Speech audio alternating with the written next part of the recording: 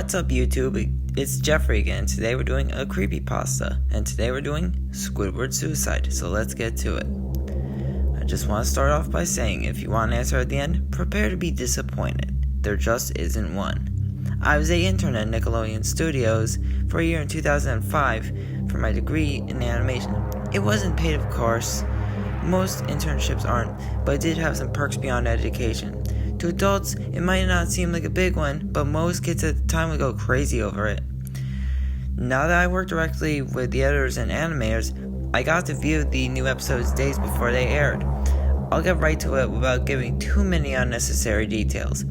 They had very recently made the SpongeBob movie, and the entire staff was somewhat sapped of creativity.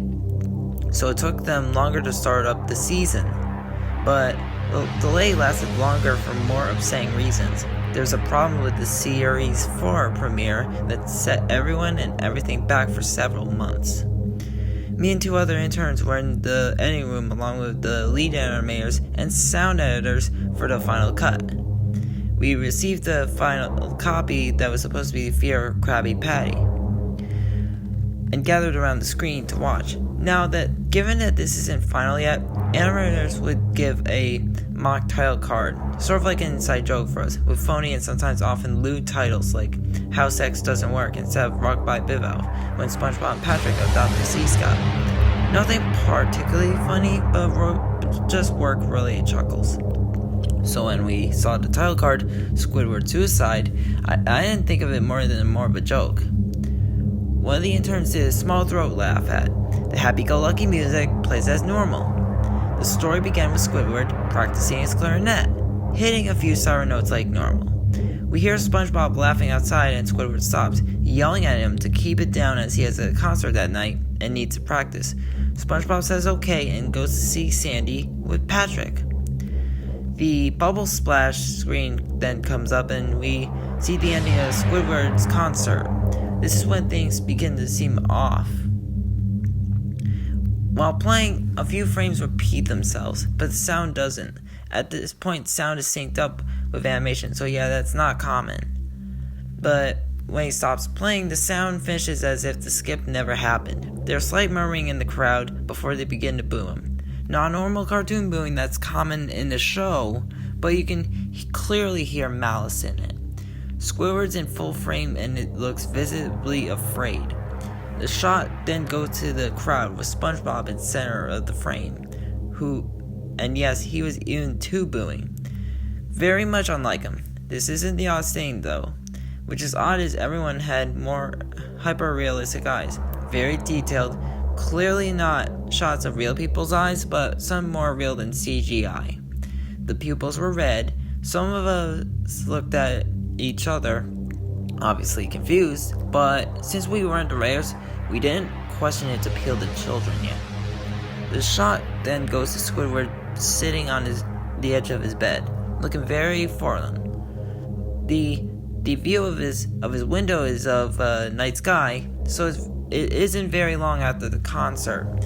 The unsettling part is, at this point there's no sound, literally no sound.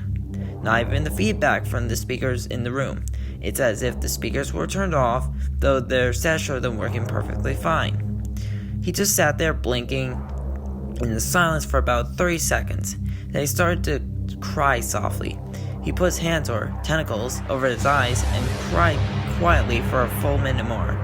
While a sound in the background was slightly growing from nothing to barely audible. It sounded like a slight breeze through a forest. The screen begins to zoom in on his face. By slow, I mean it's only noticeable if you look at shots 10 seconds apart by side. His sobbing gets louder, full more of hurt, of anger. The screen then twitches a bit, and as if it twists on itself a split second, then it goes back to normal.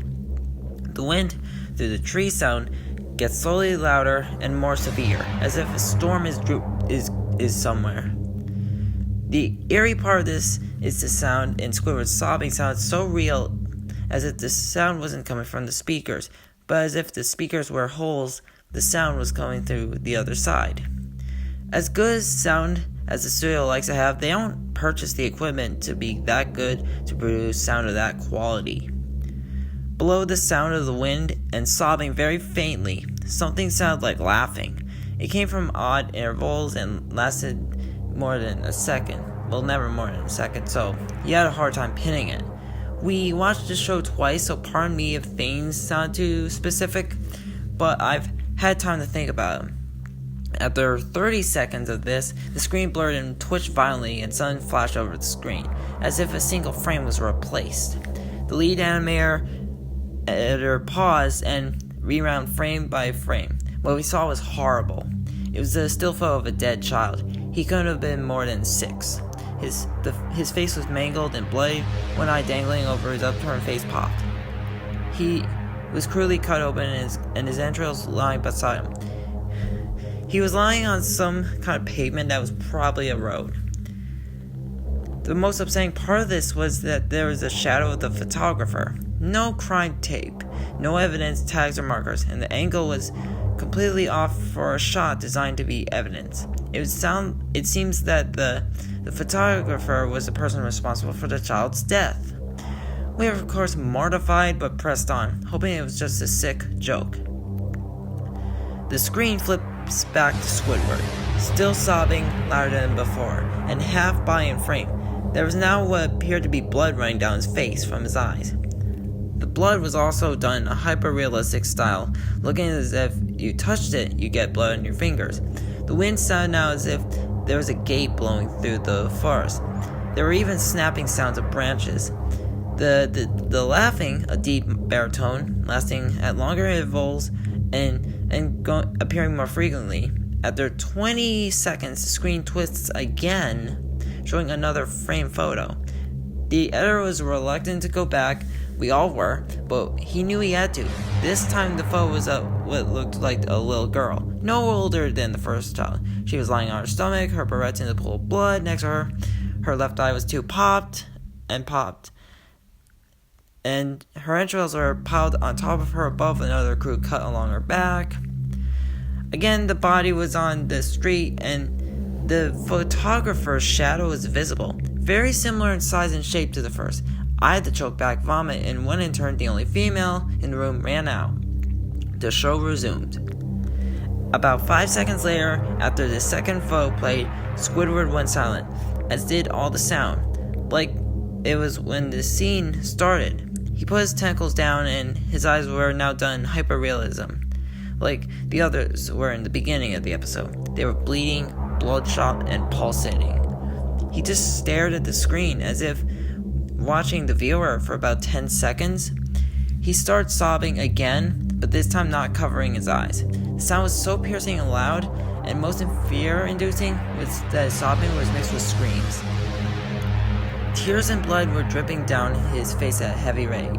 The wind sound came back, and the deep voice laughing came back.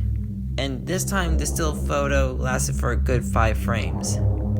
The animator was able to stop it on the 4th and backed up. This time the photo was of a boy, about the same age. But this time the scene was different. The entrails were just being pulled out from the stomach wound by a large hand. The right eye popped and dangling, blood trickling down from it. The animator proceeded. It was hard to believe this, but the next one was different. But we couldn't tell what. He went on to the next frame, same thing. He went back to the first frame, playing quicker, and I lost it. I threw up all over the floor. The animating and sound editors gasping at the screen. The 5 frames were not played as if they were 5 different photos. They were played out as if they were frames from a video. We saw the hand slowly lift out the guts. We saw the kid's eyes focus on it. We even saw 2 frames of the kid begin to blink. The lead sound editor told us to stop. He called in the creator to see this. Mr. Hillenberg arrived within about 15 minutes. He was confused as to why he was called down there, so the editor just continued the episode. Once the few frames were shown, all screaming, all sound again stopped, Squidward was just staring at the viewer, full frame of the face, for about 3 seconds. The shot quickly pans out and that deep voice said, "Do it." We see in Squidward's hands a shotgun. He immediately puts the gun in his mouth and pulls the trigger. Realistic blood and brain matter splatters all over the wall behind him, and his bed, and he flies back with the force. The last 5 seconds of this episode show his body lying on the bed, on his side, one eye dangling on what's left of his head above the floor, staring blankly at. Then the episode ends. Mr. Hillenberg was obviously angry at this. He demanded to know what the hell was going on. Most people left the room at this point, so it was just a handful of us to watch it again. Viewing the episode twice only served to imprint the entirety of it in my mind and caused me horrible nightmares. I'm sorry I stayed. The only theory we could think of this was the file was edited by someone in the chain from the drawing studio to here. The CTO was called in to analyze what happened. The analysis of the file did show it was edited by new material. However, the timestamp of it was a mere 24 seconds before we began viewing it. All equipment involved was examined for foreign software and hardware as well as glitches, as the timestamp may glitched and showed the wrong time, but everything checked out just fine. We don't know what happened, and to this day nobody does. There was an investigation due to the nature of the photos, but nothing came out of it. No child was identified and no clues were gathered from the data involved, nor physical clues in the photos. I never believed in unexplainable phenomena before, but now I have something happen and I can't prove anything about it beyond accidental evidence. I think twice about things. Wow, that was lengthy and slightly morbid, but still good. Now, the only cliche about this creepypasta is, what's with the children, like crime scenes? I mean, that's what takes it away, okay? Like, that just takes away the shock value. I mean, sure, it's a shock value, but using blood and gore in a incorrect way is just stupid, in my opinion. I mean, using it, if the dead children like moments were removed, then this creepypasta would have been like 20% better, in my opinion. So yeah. And another cliche, it's how they say that SpongeBob was actually a cartoon for adults. Now that is technically true, as it was a cartoon meant for adults, but it was toned down for the children in the audience, you know, because children wouldn't get the adult jokes.